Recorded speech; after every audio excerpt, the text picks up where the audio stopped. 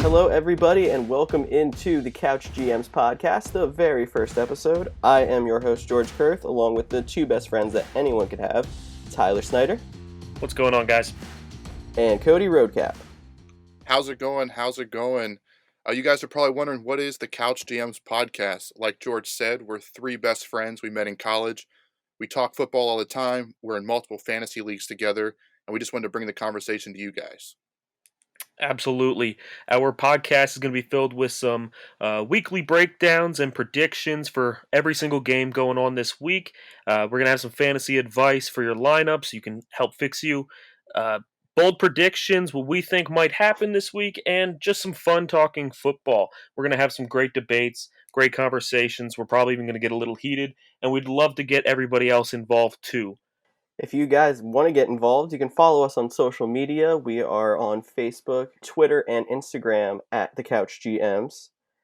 We will have some fan segments every week. We can answer some questions. If not, we'll get back to you on social media. And if you like it, please like and subscribe to the podcast as well. Yeah, so you guys ready to get into some headlines for this week? Let's do it. There's plenty of them this week. We had probably the most injuries in a week in the last 10 years. We had some crazy football, big upsets. Let's get into it. This is going to be fun. Well, let's just start one that went under the radar for this week. Tariq Cohen, late Saturday night, signs a 4-year extension with the Chicago Bears. He's a good player for them, but more surprisingly, they ignored Allen Robinson again. You think this will heat up the drama there in Chicago? Man, I hope so. I really do, because I think the best thing for Allen Robinson at this point is to be traded. I don't think he belongs in Chicago anymore. I think he needs a fresh start. He needs to go somewhere that he's going to be appreciated more, but that he'll appreciate more, and I feel like it could really revitalize his career, and we could see a wide receiver 1 level talent from him yet again. I think it's interesting that they try to diffuse all the situations. They say they're moving forward again on contract talks, and then something like Cohen definitely could stir the pot more. And I mean, I kind of want there to be a little bit more drama there too. It's fun just to watch it. I do think that that could be an issue for them. Which, if we're being honest, Tariq Cohen, I mean, he's a great player and all. He has some great talent and abilities that he can do. But in all honesty, he's not as vital of a need as someone that Allen Robinson should be. He's not as big of a piece as a guy like Allen Robinson. So this is a big kick in the face to sign someone like him before Allen Robinson. That was my exact thought. Like, he's kind of, like, no disrespect, but he's kind of replaceable. They drafted David Montgomery, and he's looked good despite the early offseason knee injury. I mean, heck, even Trubisky through these first 2 weeks have looked pretty good. And with their cap situation not looking great, I'm surprised Cohen got the extension. But as a Packers fan, the Bears can only keep messing up. You're talking about the franchise that had Devin Hester, probably the greatest kick returner in all of NFL history. And I mean, with him returning kicks and punts, I'm sure they have some kind of, soft spot in their heart for that one. Definitely. He's a backup running back. I mean, he offers that pass catching ability, but as of right now, he is just a backup running back, which doesn't make him as valuable as your wide receiver 1. So it's just super frustrating. But at the same time, I guess backup running backs are pretty important. When you look at weeks like this week, we've had some major running back injuries this week. Yeah, I mean, top fantasy backs 1 and 2 in probably 99% of drafts. Saquon Barkley and Christian McCaffrey both going down. Luckily for me, I didn't have too many leagues with either of them. I had the bad luck of the straw drafting later in the year. But what are you guys doing to replace those top 2 running backs? I mean, it's pretty simple with the Giants. They just went out and signed Devontae Freeman. So he's a guy that you can target easily. Hopefully, you were lucky enough last week to realize that Devontae Freeman, since he is not on a team, he was a free agent in fantasy. You didn't have to wait through waivers, and you were able to pick him up before waivers even went through. And if you weren't lucky enough to do that, hopefully you got him in waivers this week. But CMC is a lot more difficult. George, what would you do to replace Christian McCaffrey? Well, Mike Davis is out there. He's going to get an uptick in touches. I mean, the obvious, first shot choice, I think, would have to be him. I feel like you have to start looking elsewhere though. Maybe trying to work out a trade. I'm thinking maybe some backfield that might not be completely resolved yet, like the Jaguars. I know there's probably some shares of James Robinson out there. Um, and Raquel Armstead, who's still on the COVID list, he might get some looks after he actually gets healthy again. But I mean, that's going to be definitely a tougher one to fill than Barkley. Well, I think you're right. I don't think any of these running backs are quote unquote replaceable. They're the top of the game. The reason they were top picks in fantasy. And you brought up Mike Davis, and beginning of this week, I was like, Mike Davis has to be the clear waiver pick this week. And the more I thought about it, like we know who Mike Davis is, and he doesn't impress me. Like I canceled most of my waivers for Mike Davis. I didn't give up any fab for him. So I think the situation in Carolina will be interesting. I would also wouldn't be surprised to see Curtis Samuel, the wide receiver who's fallen out a little bit there, start taking some running back carries and maybe turn into another Ty Montgomery. That's a pretty good idea. The Packers made Ty Montgomery a popular name, taking that receiver and putting him in the backfield, and it worked out well for them. I could definitely see more teams adapting that. If you're in more of a 1 week pinch rather than needing a long season replacement for a guy like Saquon Barkley, another good name is Jerick McKinnon. He is going to start this week. Tevin Coleman and Raheem Mostert both went down. So Jerick McKinnon will get the bulk of the carries.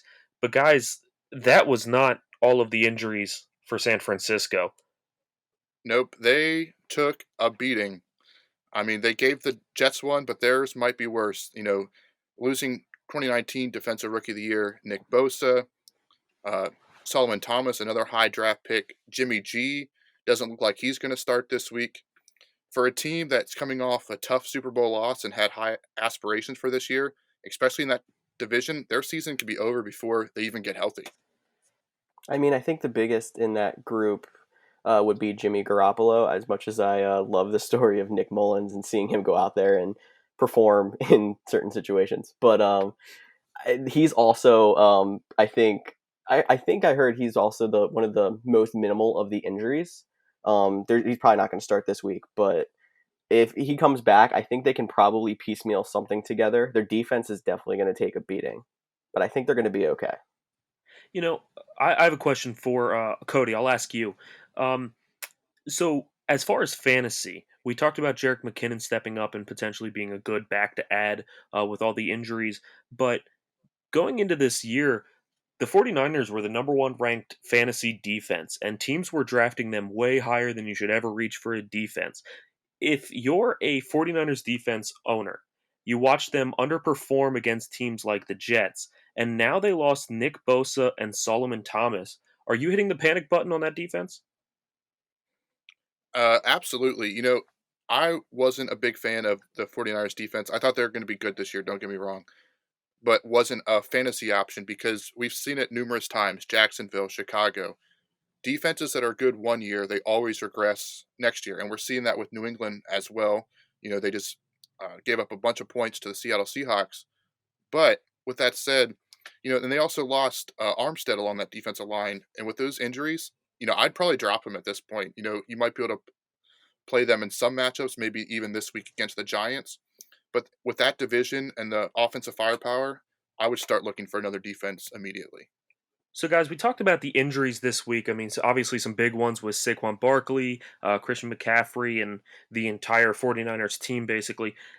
But the weirdest injury of the week, I don't know if you guys heard about this, but Tyrod Taylor, uh, the Chargers, they started the game and Justin Herbert was the starting quarterback. And we heard that Tyrod Taylor made it through pregame warmups and then got injured, a chest injury that held him out for the game, and we didn't really know what was going on until today.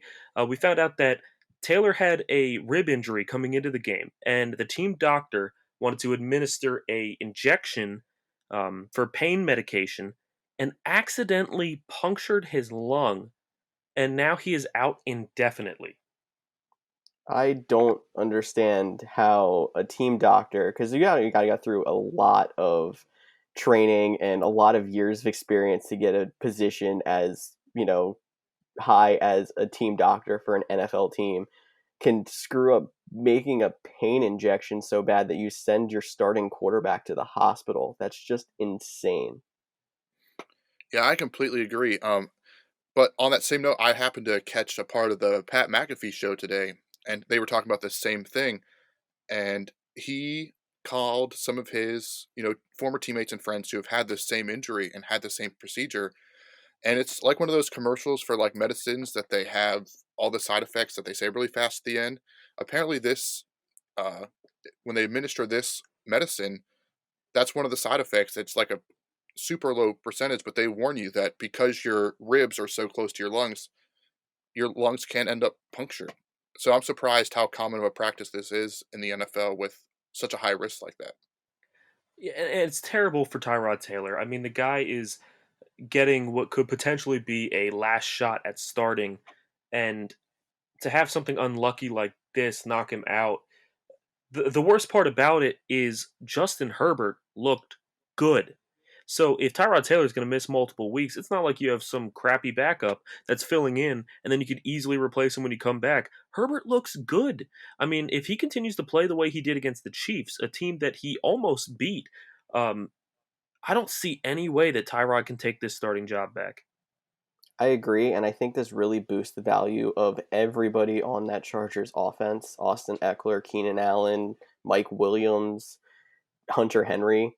I mean, they were going to have decent years anyway. There's a lot of big names on that offense, but having Justin Herbert there after how good he looked, I think he's just a better talent overall than Tyrod Taylor.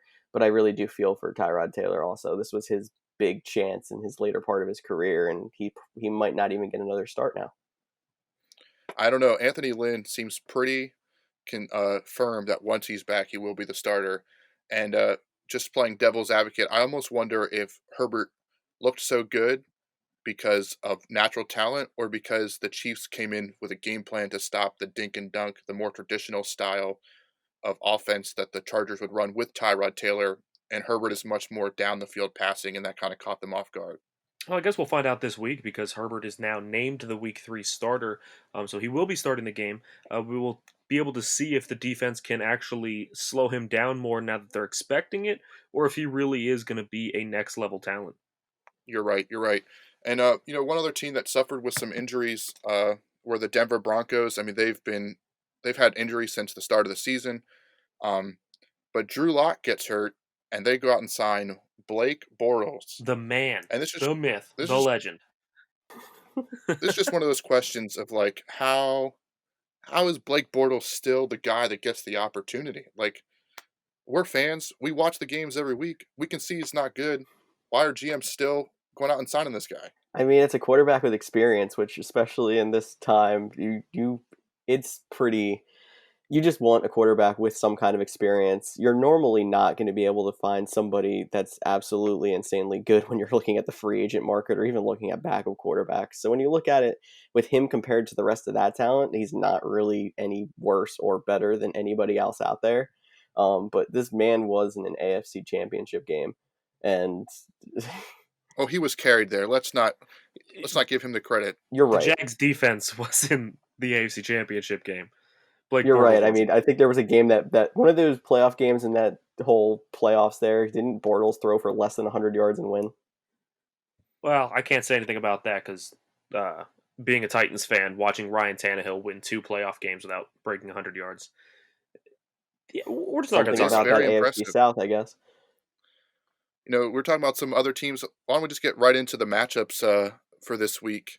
We got Thursday night kicking off, and we got the Miami Dolphins going to those Jacksonville Jaguars. Oh man, Uh, hard to keep my I excitement know. down. Jags and Dolphins, what? NFL's pulling out all the stops for these crazy Thursday night matchups now, aren't they?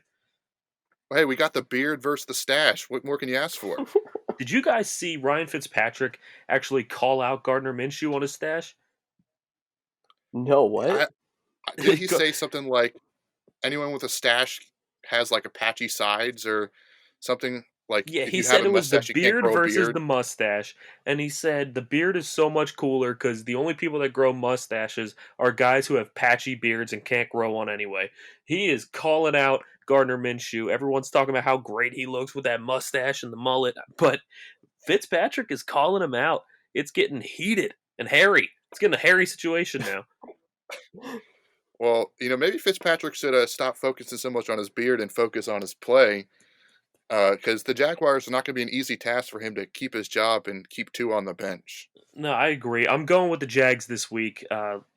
And I don't think the Dolphins have what it takes to keep up. I'm hoping that the Dolphins get blown out, so there's a reason for Tua to finally take over. I think the Jags were a little underrated coming into the season, and I'm guilty of underrating them as well.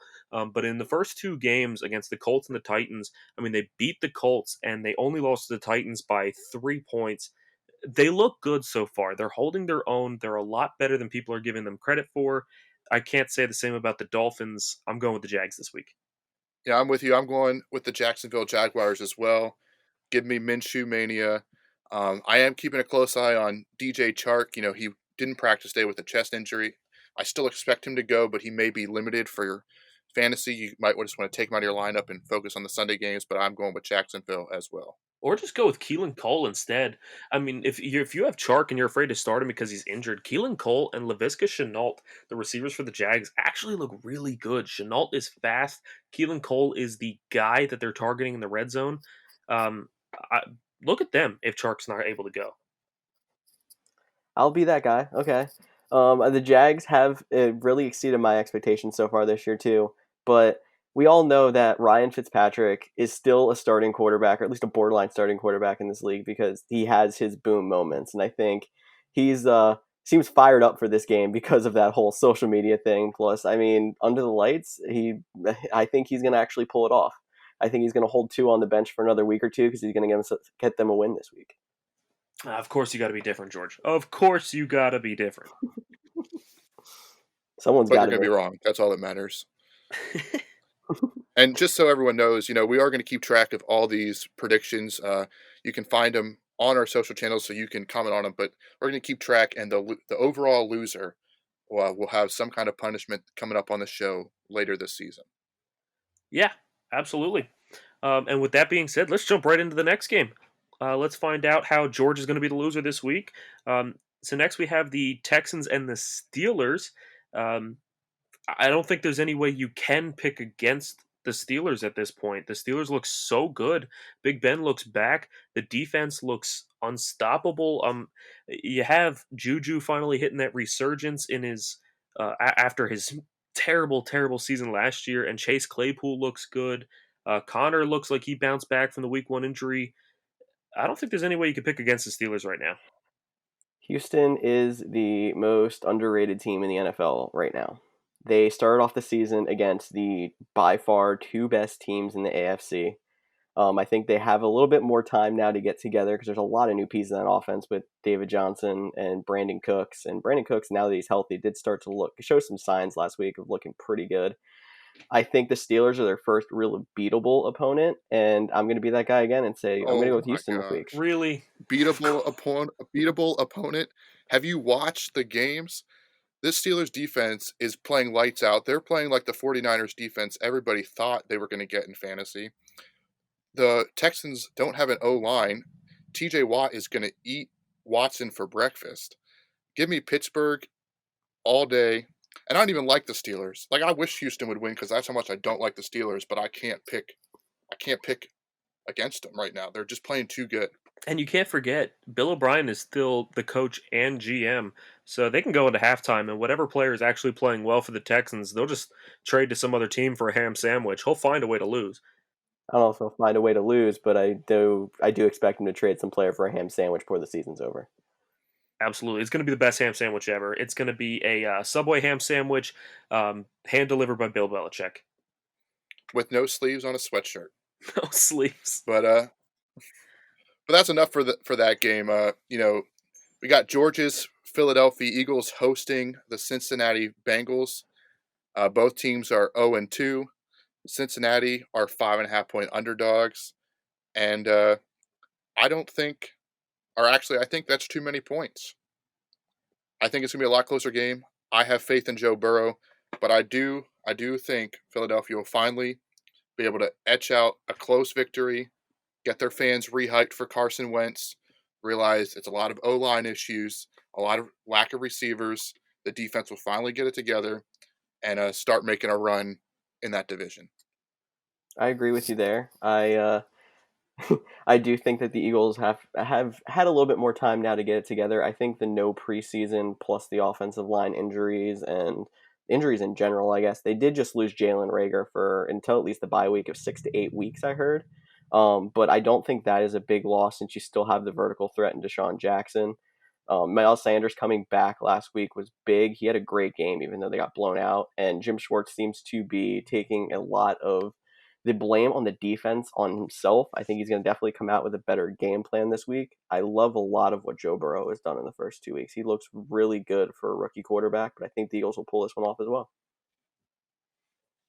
Yeah, I'm going to be that guy for this one. I'm going with Cincinnati. I think Cincinnati's going to win this game. I think Honestly, I think the most exciting thing about this game is trying to see what's going to be higher: the total injury report for the Eagles, the total number of players on that injury report, or the points scored in the game. It's going to be close. It's going to be close. The Eagles could have about 60 to 70 total injured players by the end of this game. You're going to have the cashier from Dippin' Dots playing wide receiver. It's going to be exciting.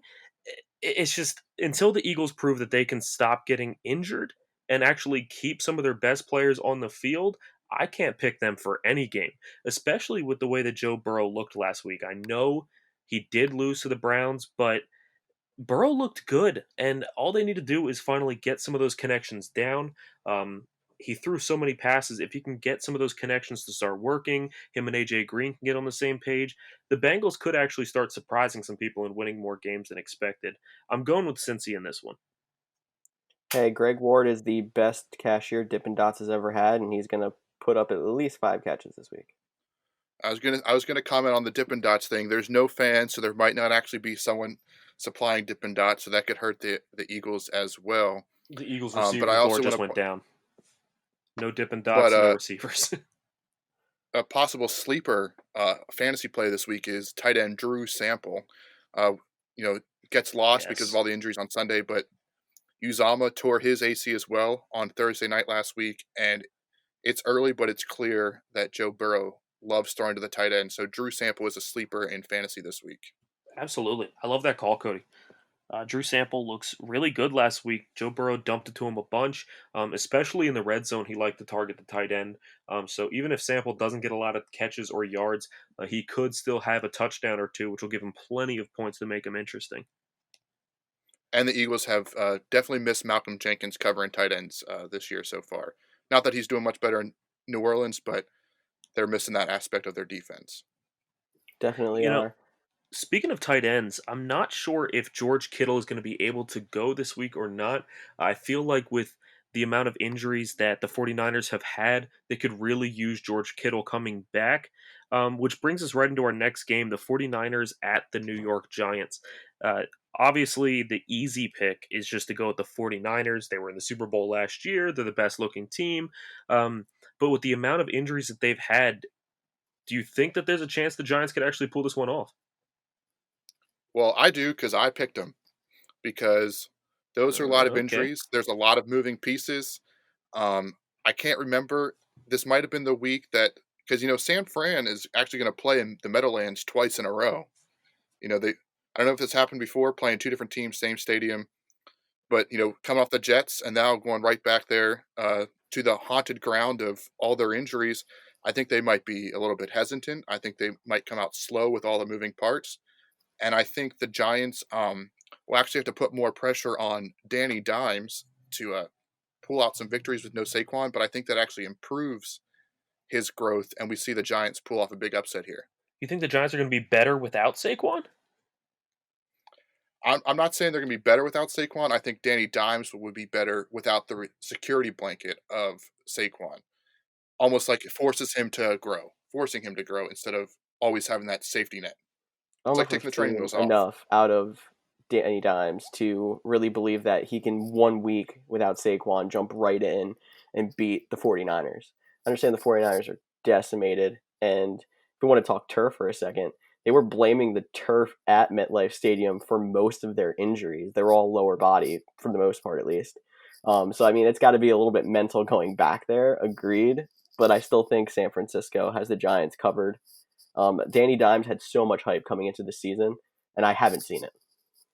I don't understand how a quarterback who has not had a stellar season gets a nickname Danny Dimes. I don't understand how that happens. I mean, he's Danny average. He's nothing more than that.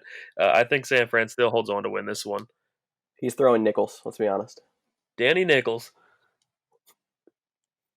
Well, that was the first one that I separated from the main group on. But we can move back into the next matchup, which is Las Vegas Raiders coming off a big Monday night victory. They're going to the New England Patriots, who had a tough Sunday night loss. The Vegas Raiders are actually 6 point underdogs. What do you guys think? You think the Raiders keep this 2-0 streak going? 6 points is absolutely insane, I think, for the Raiders who have really exceeded expectations. The Patriots aren't quite the same team that they were in the last few years. Their defense is not doing as good as last year. Cam is not Tom Brady, at least in this system yet. The Patriots are really good. I do think the Patriots win the game, but I would definitely think about taking the Raiders +6 in the money in the point spread there. Yeah, I agree with you on. I'm taking the Patriots as well. But one thing you said is Cam Newton is Tom Brady in this system. Well, this isn't Tom Brady's system. Cam Newton has looked as good in these first two games, and I don't want to overreact, but I kind of am, as he did during his MVP season. He's running the ball well. He's throwing the ball probably better than ever. I'm all aboard the Cam Newton hype train. So give me New England, and I think it'll be more than 6 points. All right, I'll be the guy. I'm gonna be that guy. I am going with the Las Vegas Raiders. Uh, Cam Newton does look better running the football this year, but at the same time, the Patriots looked so predictable. It was obvious. We got down to the end of the game, and the Patriots needed the touchdown to beat the Seahawks, and it was at the 1 yard line, and they ran it with Cam Newton again, which they did all game long. And finally, the Seahawks knew it was going to come, and they stopped it. And I have a bad feeling that the Patriots are going to keep that streak up. They're going to keep just being super predictable with Cam Newton. You can expect when he's going to run. And if you can find a way to stop him, if you can find a way to put a stop to those short runs by Cam Newton, you're going to put a stop to Cam Newton. And I don't know, the Raiders just look way better than I expected this year. I still don't like Derek Carr, but I like the rest of the pieces they have on that offense. Josh Jacobs might be one of the best running backs in the entire NFL right now, and the I would defense agree with that. is playing up to par. They are not a stellar defense, but they are definitely playing good enough to get the job done. I'm going with the Raiders at the upset. You're definitely onto something. Derek Carr is not a top level quarterback, but this year he has looked more than serviceable. He's looked like he belongs. And I would say the X factor in this game would be stopping Darren Waller. Last week the Patriots couldn't stop DK Metcalf, another big athletic body.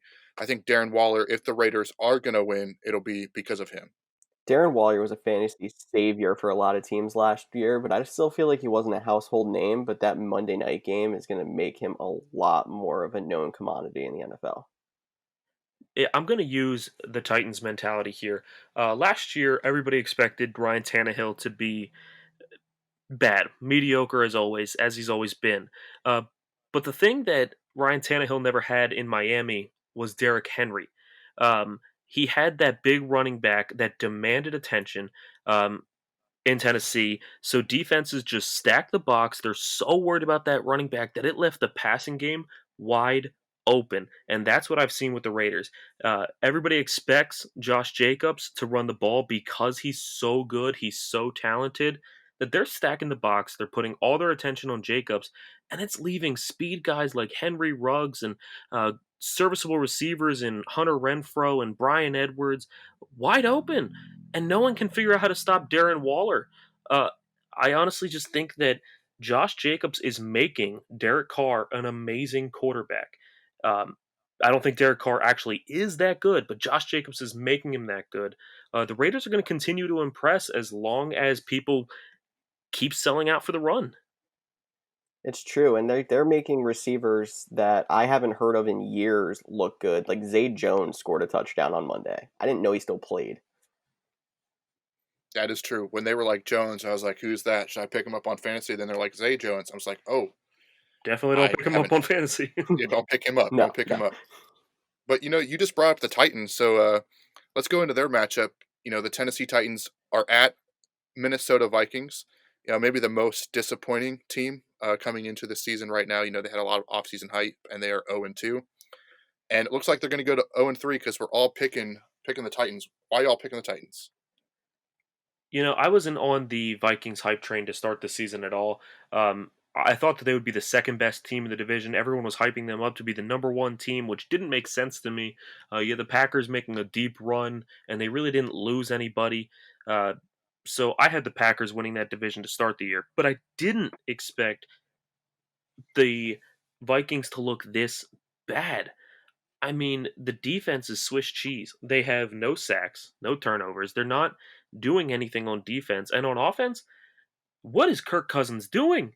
He makes five pick Peterman look like a good quarterback. Like this is just not the Vikings anybody expected. Dalvin Cook is really the only weapon that is worth watching.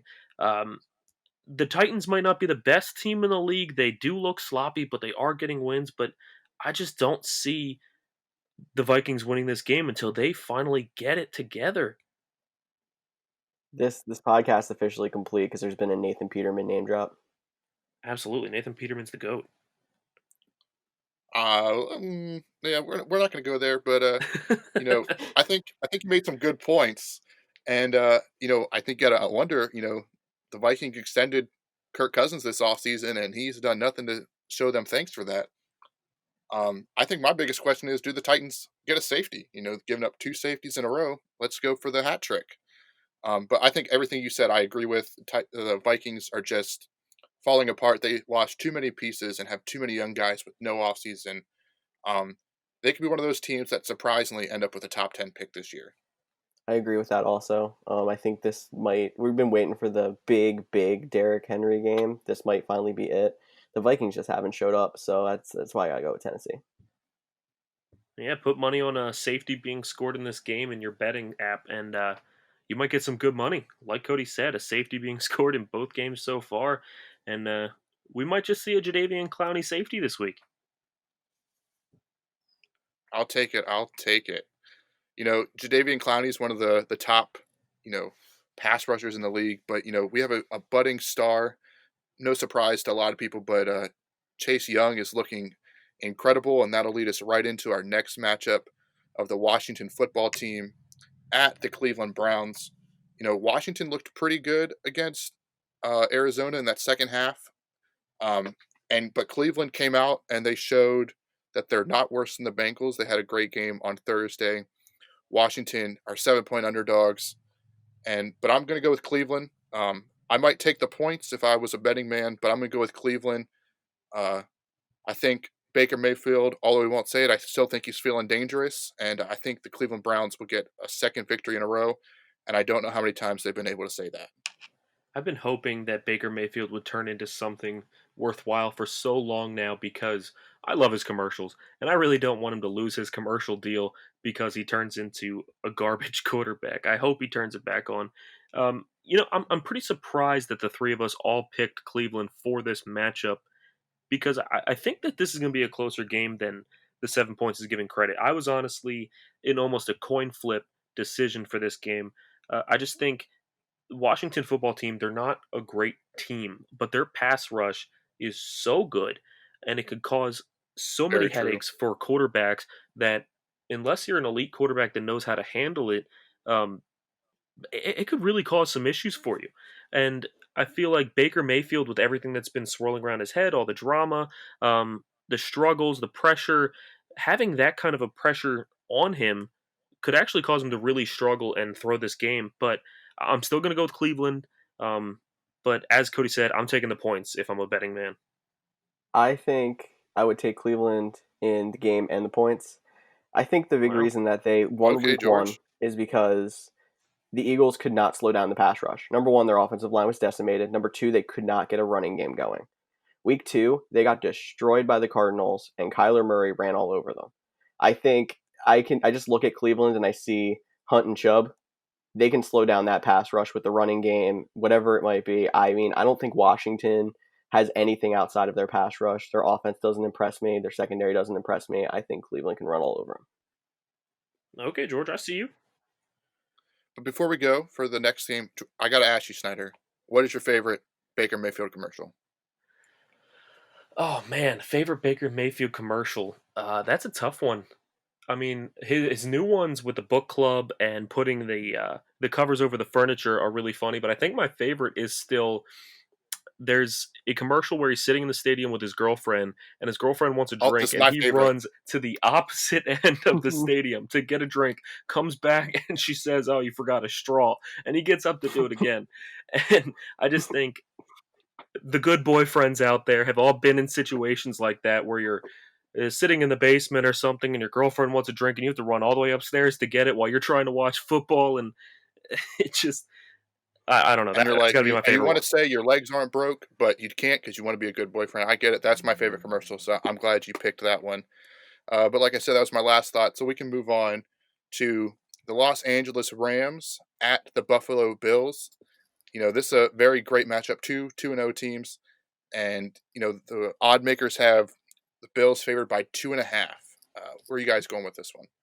I have Buffalo as my dark horse Super Bowl pick for the year, and they have not disappointed me.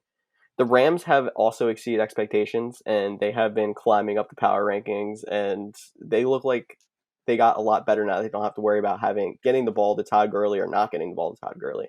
We can get to that one next. But now I just think Buffalo has really looked like the complete package, and Stephon Diggs going there has been a huge boost for an extra element in that offense, and I'm going to go with the Bills in this one. I am too going to go with the Bills in this matchup, mainly because of the Rams coming all the way from the West Coast to East Coast. I never liked that on 1 o'clock games, so that's what the main reason I'm taking the Bills. I do think Stephon Diggs, he had a big game last week. It's tradition for him to be up and down. So I'm going to tell you all now, if you have him in fantasy, prepare to be disappointed. He'll have a slow week, but it's okay. He's still a good player. Um, but I think Josh Allen has exceeded a lot of expectations. But so I'm going to take Buffalo in that matchup. But I think the Rams make it close. Yeah, of course he wants Stephon Diggs to have a slow week. For those of you out there who don't know, Cody and I just completed a trade in our main league where he gave me Stephon Diggs for my backup quarterback Cam Newton, and Stephon Diggs went and had a huge game. So I'm pretty sure you're just unhappy about that and hope that Stephon Diggs has a bad game. I hope otherwise. Um, but no, in all I seriousness, mean, Cam Newton still played well.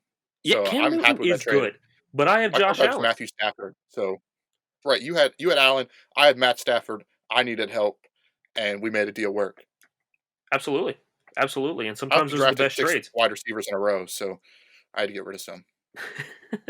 Bold strategy. So I think this game is going to be really close. Again, this is another game that I could have flipped a coin on. I agree with George with the Bills being a dark horse for this season. Um, I actually predicted the Bills to be in the AFC Championship game this year against the Chiefs and lose. So I really like the Bills, but I like even more what I've seen out of the Rams lately. Uh, I just think that the Rams have Sean McVay, and he is such a play calling genius that I think that they're going to find ways to get around this difficult Buffalo defense, and I think they hold on. I think it's going to be a really close game, but I think the Rams will pull it off. Yeah, so with you said McVay, and I know George mentioned no Gurley there. You know, Brown has the pinky, Akers has the ribs. Henderson was kind of a target in waivers. Are you playing any of the Rams running back this week? No, no. I just think there's too many. It's too much of a running back by committee, which is almost a curse word to fantasy players. We hate it. Uh, I don't like any of those running backs this fantasy season. I think in the future, Cam Akers is going to take over that job and become the starter. But as of right now, even with the other ones injured and Daryl Henderson most likely getting the bulk of the carries, I just can't, in my right mind, start any of them. I think I'm in that boat as well. I know I mentioned Todd Gurley there, and that could be a good transition here into the Falcons, who are hosting the Chicago Bears this week. I Duh, think we Bears. are all taking Atlanta here. I think Atlanta is going to play angry after that awful game against the Cowboys last week. They shades of the Super Bowl against the Patriots. I'm sorry if there's any What were Falcons they fans doing? listening in. I don't know, but Look, if I was a Falcons fan, I think that would have been the first time in my life I ever punched my TV to the point where it broke. That was the most frustrating game ever.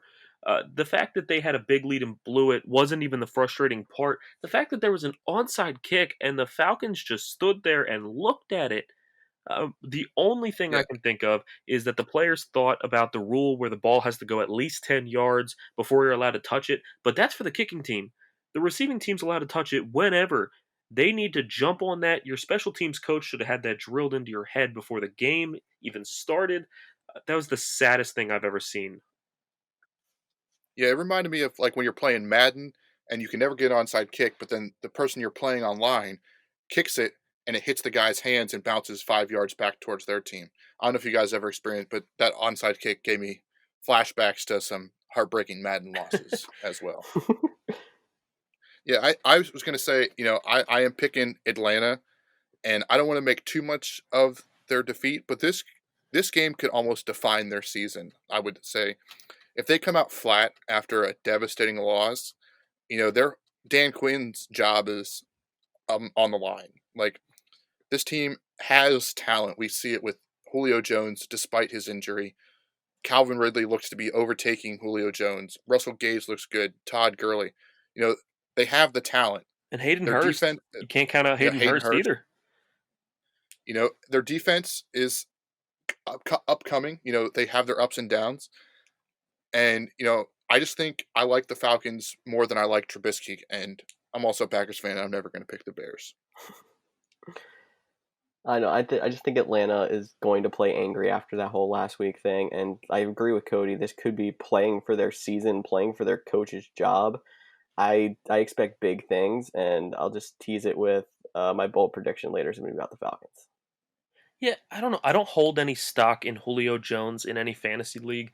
However, I have faced Calvin Ridley in what seems like every single league, both of the first 2 weeks, and it is frustrating seeing how Ridley gets all of the touchdowns right now.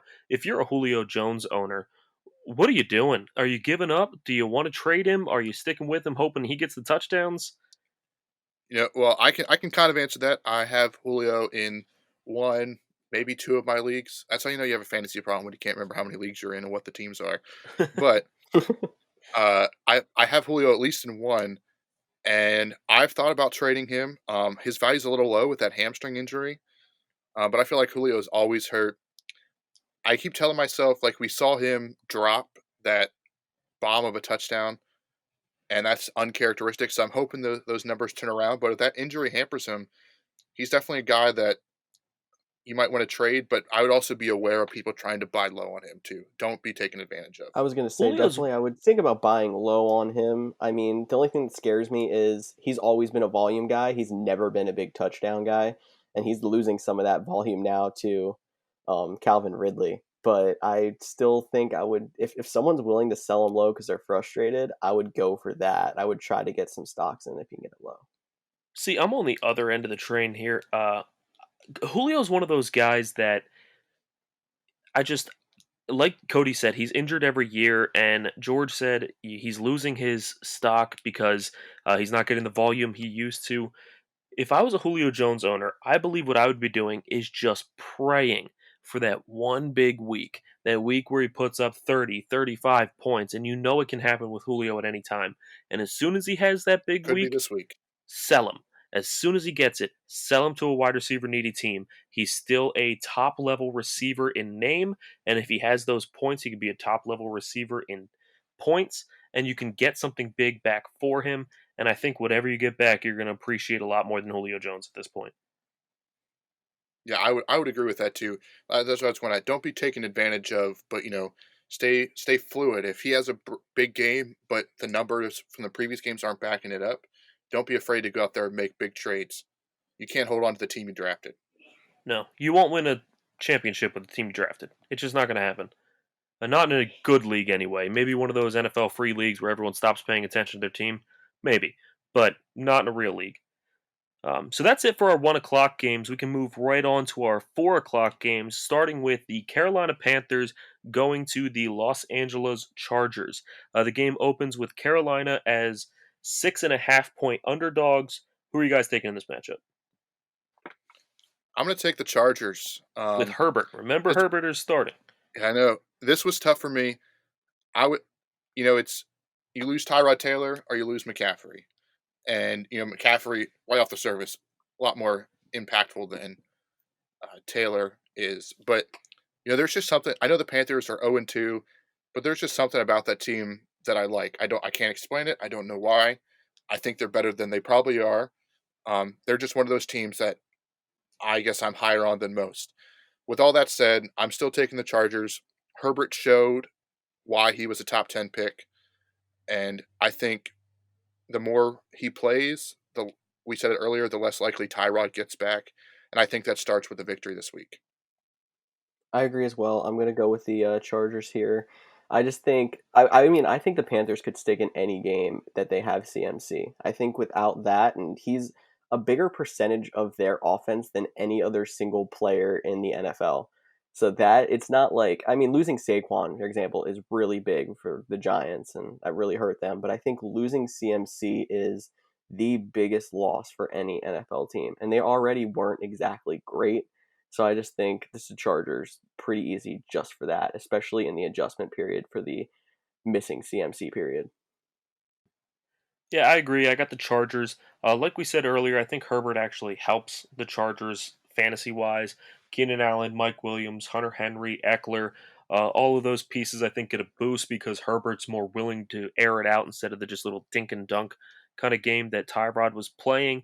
I think it's actually a pretty easy pick to take the Chargers here. And an even easier pick would be our next game, which is the Indianapolis Colts hosting the New York Jets. Uh, I just, guys, is it even worth talking about here? Are the Jets even worth talking about? Fire Adam Gase, Yes. get Sam Darnold a new coach because he's still a good quarterback, and the Colts probably win by more than 10.5.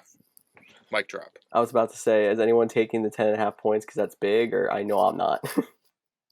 Yeah, I'm not touching that. I'm leaving that alone. I could definitely see the Colts winning by more than 10.5, but there's always the potential of those garbage time touchdowns uh, that just bring it back closer and ruin that point spread. I wouldn't touch it. I'd leave it alone. Yeah, I agree with you. So let's just move on to a better matchup altogether with the Dallas Cowboys at the Seattle Seahawks. Seattle coming off a big win against the New England Patriots. They get to stay home this week. They're 5 point favorites. Um, I'm taking Seattle. I think they're letting Russ cook finally, and DK Metcalf looks legit. Still not 100% sure how this man fell to the second round last year, but we can move on from that. And their defense, especially with Jamal Adams, is playing really well right now. So I like Seattle in this matchup. Russell Wilson for MVP. Russell Wilson to lead me into a fantasy championship. No, I And Russell disagree on the Wilson second part there. to win this game. I disagree on the MVP too. This man can't get votes. He's never earned one MVP vote. That might change this year, but he doesn't win it. Did you Bullshit. guys see the Twitter battle? DeAndre Hopkins was petitioning for Kyler Murray to be the MVP this year, while DK Metcalf was petitioning for Russell Wilson to be the MVP this year. We kind of touched on it a little bit. Do you think either one of those guys had the chance to actually win the MVP this year? I think the way they're both playing, they're both going to be finalists for it. And you know, at the end of the day, if it comes down to those two, I'd give it to Russ because of Kyler Murray's young. He can win it next year. Russ is playing lights out. Uh, but Kyler's mobility, I know Russ is mobile too, but his running ability for Kyler, I think would give him the edge in my voting, but probably not what most people would do. I definitely think Russ has a better chance than Kyler, but again I agree that I think they're both going to be in the finals. I also could see someone like an Aaron Rodgers up there if he keeps this season start up. Let's go with another hypothetical real quick, just for my curiosity. Let's say that the first 2 weeks, the stats kind of continue for the Cardinals, and they have one of the best offenses in the league, um, and they continue on the trends that they've been doing. If it came down to it, do you think Kyler Murray would win the MVP, or do you think we would finally see our first wide receiver MVP in DeAndre Hopkins? I mean, you put the caveat that stats stay the same, and he is getting a lot of targets. So I would have to think that he would make a strong case. My only thing is Christian McCaffrey played so well last year and couldn't win it. I think the NFL is just it's a it's just an quarterback award now essentially. So I think unfortunately I don't think Hopkins would get it. I agree. I think if I was voting more, like CMC definitely would have got it last year, and I think there'd be a lot more non-quarterbacks that would, but it's just not how it works. I agree. It would be Kyler getting the recognition, not D Hop. Okay. I agree. And we're talking about the Cardinals, so let's just jump into their matchup. They got the Detroit Lions coming to town. It will be a treat for that offense to score some more points. Way to That was save good. That yourself was good. there. I think we're all gonna take Arizona in this one. I wouldn't be surprised if it's by more than 5.5 points.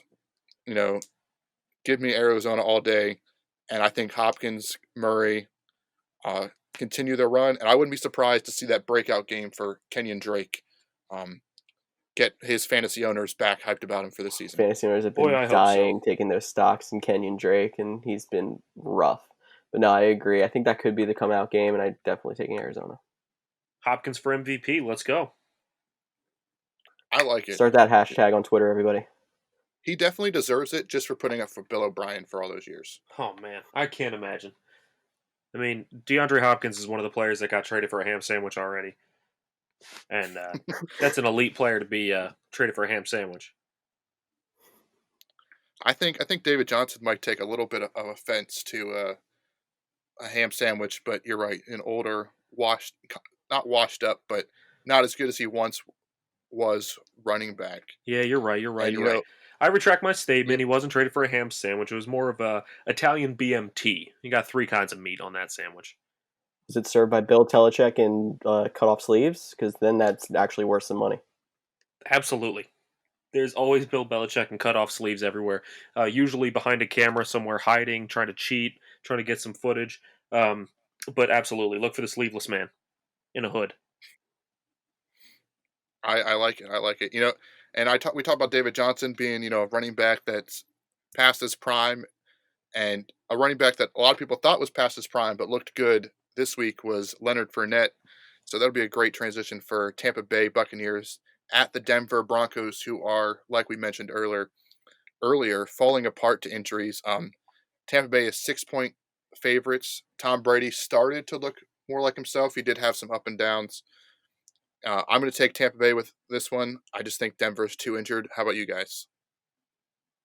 Yeah, the the Blake Bortles show is not gonna impress anybody. Um, Well, it's going to be Jeff Driscoll, and he looked pretty good against Pittsburgh in all things. that's true. That is true. But still, it's still not going to be the Jeff Driscoll show.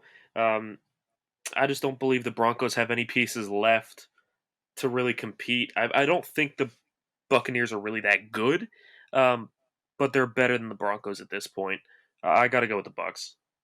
I'm also gonna go with the Bucks. Not too much to say other than what you guys said, but yeah, the Buccaneers look like they could be getting something together. They're trying to pull off a Eagles-esque dream team with all the additions that they've made, but it's actually working for them. Well, actually, I would say the hype was about the offense, but I think what Todd Bowles has done with that defense is playing an extremely high level, making up for the lack of production, or maybe it's the start of Brady's downfall, or just that offense isn't that higher powered machine we expected, but that defense has definitely stepped in and picked up the slack. Shaq Barrett is one of my favorite defensive players in the league. That guy is electric. He was the sack leader last year, and yet you still didn't hear anything about him, which is just offensive. Um, yeah, I agree with you, Cody. I think that defense does look really good. Hopefully, And Brady is hoping that the defense can carry him to the playoffs once again. Almost like a Peyton Manning esque. The defense carries them to a Super Bowl. Before we go here, Gronk over under 2 catches this week.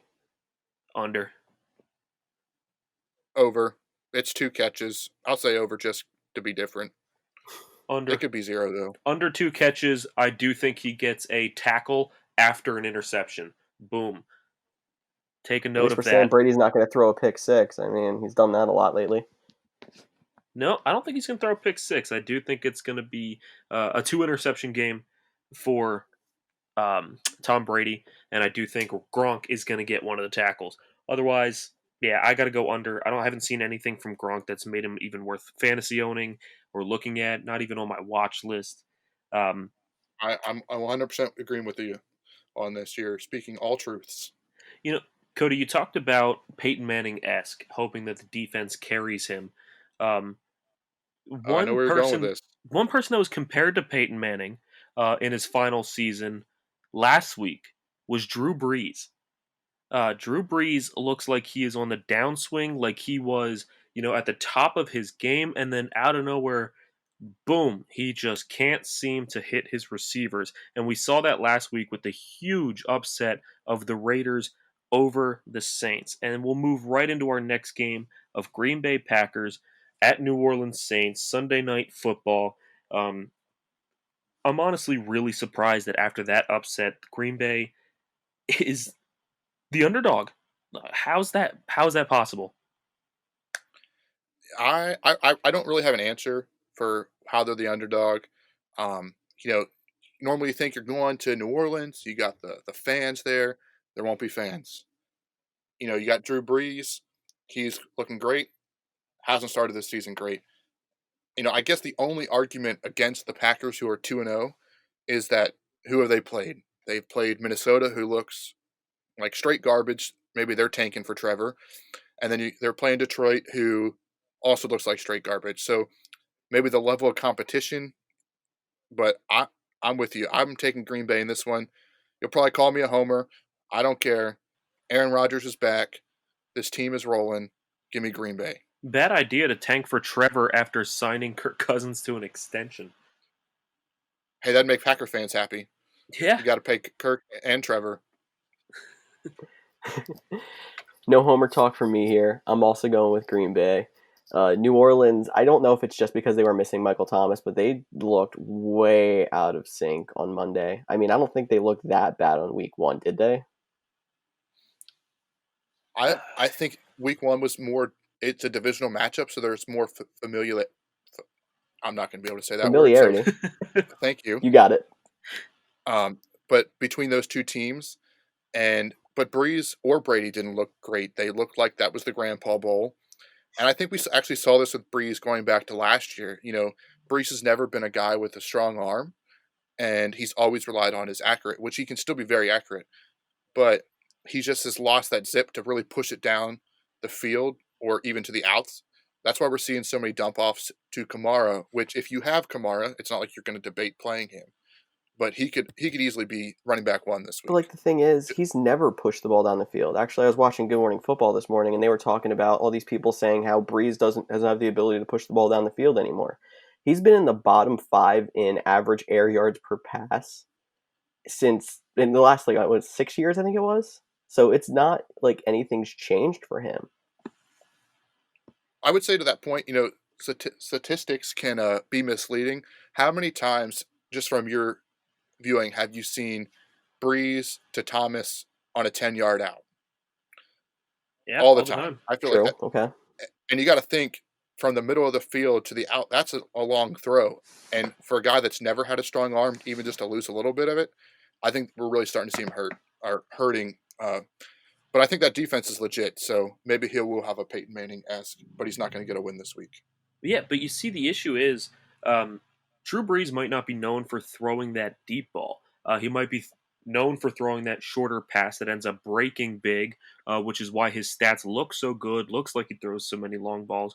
But the thing he was known for, and always has been known for, is being deadly accurate. He is one of the highest in completion percentage every year because he throws a perfectly catchable ball every time, and I just haven't seen that so far. The passes that I've seen from Drew Brees have been bad. He's been throwing at receivers' feet or way too high or too far out to the side, and it's been the receivers having to make great diving catches or great moves on the ball to be able to make the catch still. And when you don't have a guy as good as Michael Thomas catching those balls, suddenly the completion percentage is going to go way, way down. I just don't see Drew Brees performing up to the level that we've seen out of him before, even if he's not throwing the deep ball. And I think, off-season addition Emmanuel Sanders disappointed a lot on Monday. Oh yeah, Some people were like, had to start him. He didn't even get a catch till garbage time, he had and one catch in the whole game. Yep. I know it could be the lack of offseason, but it is week 2. You'd think that Breeze and him could have developed at least a little chemistry. Um, I think fans might be disappointed this week though with the lack of Michael Thomas or Devontae Adams. I think those will be 2 marquee players that'll most likely be out this week. But I will say Green Bay played 4 games without Adams last year and won all 4, and their offense looked probably the best it did all last year. So I give the edge to Green Bay.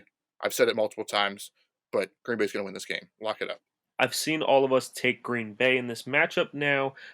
So let's move on to not only game of the week, but potentially game of the year.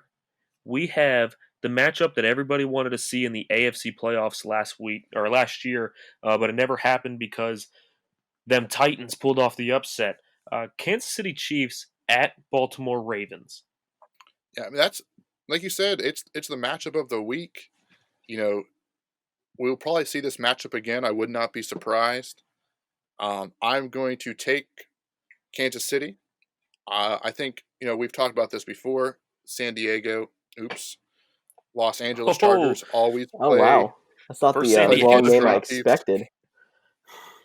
Hey, that team should still be in San Diego, but that's a different debate. Totally agree. Absolutely. Um, but the Chargers always play the Chiefs tough. They got surprised with Herbert, and honestly, they might have been looking a little forward to this matchup because of the magnitude of it. So I think Mahomes, Tyreek Hill, Travis Kelsey, all those guys that we've grown to love from both watching the NFL and being on our fantasy teams. I think Baltimore is an extremely talented team, but I'm going to give the edge to Kansas City in this one. Maybe they were looking forward, and that's why they have struggled a little bit to start the season. But I mean, I've just seen Baltimore dominate teams so far, and Kansas City has has been really good, but they've looked a little bit more vulnerable. Maybe also it could have been that whole game plan situation with expecting to face Tyrod Taylor and then having Justin Herbert walk out right before the game starts. But I think I'm going to go with Baltimore in this one. It's going to be extremely close. I don't know if I want to bet on any money line or anything like that. But no, I mean, I think I've seen too much out of Baltimore to bet against them yet. So that's why I'm taking them over Kansas City. This is a game that I looked at for a solid 10 minutes trying to decide who I would pick in this matchup. It is such a good matchup. Um, and I ultimately decided on Kansas City. I don't feel good about it. I could see this game going either way. I just have Kansas City winning this game because they just have, I believe, more offensive weapons. Um, Lamar Jackson has his rushing ability, but his arm, I still don't believe, is up to the level of the top quarterbacks like Patrick Mahomes. Mahomes has so many weapons to throw to: Tyreek Hill, Travis Kelsey. We named all of them already. I just think that Kansas City is going to be able to hold on to this game, but hopefully we'll see this matchup again later in the year in the AFC playoffs. Um, but now we've gone through our predictions for the week. Like we said, these predictions are all going to be posted on social media. Let us know what you think. Let us know who you have, who you disagree with that we took, who you agree with, and we will double check after this week and see who picked the most right. And we'll talk about that on the next podcast. But talking about the Monday night game, let's move on into our bold predictions segment. And I will start because my bold prediction has to do with that Monday night game. Now, the over-under on this game is set at 53.5 points. Obviously, it's got to be high because we have two of the best offenses in the league, right? Right. I That would make actually sense. believe that both of these teams have defenses that nobody is talking about. They both have such good defenses that my bold prediction for this week is the combined total for this game will be under 45 points. Not even under 53. You're going under 45. Under 45 points. I like it. I like it. So like a 21-24, that area score. I think it makes a lot of sense. We saw last year the only teams that were able to beat the Colts were the teams that were able to keep the ball away from the offense. And there's a team that can do it. It's Baltimore. They have the three-headed monster running backs plus Lamar Jackson. So if they come in there and try to just run the ball and they're successful at it, they could eat away at the clock and keep the score pretty low. I like it. See, the other thing that people aren't thinking about is with it being such a big game, two teams that people are highly, highly watching, two teams that people are favoring to win the Super Bowl. These teams know how big of a game this is. Both of these teams want to win to prove that they are the best in the NFL. I think you're going to see more fourth down attempts than ever before in this game. And with both teams having such good defenses, I'm going to see more fourth down stops than ever before, causing it to be a lower scoring game. I like it. My only counter to that would be uh, these two teams both also probably have the best two kickers in the NFL. So depending where those fourth downs are, I mean, 3 points is almost automatic for both of them. So the only thing I could see against your possible correct prediction here. Okay. All right, George, what's your bold prediction for this week? All right, I kind of teased it back when we were going through our picks for the week. Mine's going to do with the Falcons. They have to come out and play their hearts out in this game. They're going to be angry after last week. I think that in fantasy, you're going to see Matt Ryan, Calvin Ridley, and Todd Gurley all be top 5 at their individual positions. Wow, That's pretty bold that's really bold. because, I think you're sleeping on like the best part of the Bears is still their defense. Like, the Bears are 2-0, but it's not because of Mitch Trubisky. Well, maybe the first one is kind of, but besides the point, the Bears defense is still good. I can't really get behind yours, George. I'm sorry. I hope you're right because it'd be kind of cool, I guess. But yeah, the Bears defense is too good for that to come true for me. But you got to remember, if it was too easy to come true, it wouldn't be considered a bold prediction. That's why we have this segment. It's true. And I mean, yeah, I get it. The Bears defense is very good, but the Falcons, even though they're 0-2, point scoring's not their problem. I don't think they're going to have a problem moving the ball. They still scored 39 in that loss last week. It wasn't the offense's fault. And you made a good point. This is called bold predictions. So I'm going to go with probably the boldest prediction. There will not one, there will be zero torn ACLs across the whole league in week 3. We got 7 or 8 last week. We are taking none this week. Lock it up. Everyone's knees are safe. Every That might be NFL the player boldest. is hoping that you're correct. That is the boldest prediction that you could possibly have said. Because you got to think, there's so many players. It's not just your big name players like Saquon and CMC and all those guys who have the risks. Like, you have special teamers, you have offensive linemen, you have guys whose legs aren't fully warmed up yet because not only was there no preseason, but they don't play often in the first 2 weeks. The special team aces or the backups that come in. I think it's too bold. I mean, I hate to say it, but I think you're wrong. I think there's going to be about the same Hey, as I'm last not listening week. to it. Nope. We're going to talk it into existence. Everyone say it with me. No torn ACLs. No torn No torn ACLs. ACLs. That's right. We're speaking it into existence here on the Couch DMs podcast. So, Gosh, but I before hope we so. go, we got one more quick thing. Statistically, only 12% chance to make the playoffs after a team starts 0-2. And there's quite a few of them that have started 0-2. Is there any of them that you think might be able to rebound and make a playoff run? I'll go way back to what we were talking about near the beginning when you were making fun of me for taking the Houston Texans in that game this week. I think they're going to be the team that goes from 0-2 to a playoff berth. I mean, part of it is that statistic is a little bit rough with having the playoffs expanded this year with the third wild card. So I'm sure the percentage is a little bit better That's a than good point. 12. But even yet, it's going to be tough for teams to go from 0-2 into a playoff spot. I think Houston has a lot of the goods. They might be a little shaky at offensive line. Maybe they'll make a trade, or maybe their coach GM will make a trade for They a have ham picks sandwich. left. They've traded like everything away. But I think David Johnson has been big for them having a consistent running back. It's probably better than their last consistent running back. Who was that? Lamar Miller.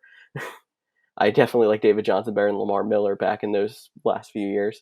Um, Brandon Cooks, no matter where he goes, he drives with a quarterback, and I think he's just getting started with Deshaun Watson. Last week was a good start to see how he's going to be since he was actually fully healthy again, too. I think Houston has a great chance to pull off some wins, even though they do have a tough first half schedule. It's going to be a second half push for them, but that second half could get them into one of those wild card spots. You're talking about a second half push with 2 games against the Titans, 2 games against the Colts, a game against the Patriots, the Browns, who looked good last week, and you still got the division killers and the Jaguars, and they still have to play the Packers coming up too. I don't know. I think their schedule is too tough this year. I disagree. I don't think they're going to make it. Yeah, and I think the offensive line is such a big hole. And Watson is incredible. He earned every cent of that contract for his playmaking ability. But I don't think they've done enough to keep him upright. So I'm going to go against you with Houston. But I will pick an 0-2 team that some people might laugh at because the way they've played, and the Philadelphia Hell Eagles. yeah. And Gross. I know that's your team, George, but I think you have a good chance of making the playoffs. Like you said, the playoffs are extended this year.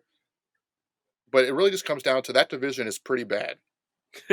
Yeah. Like that Amen. division winner could be 8-8, 7-9, most 9-7.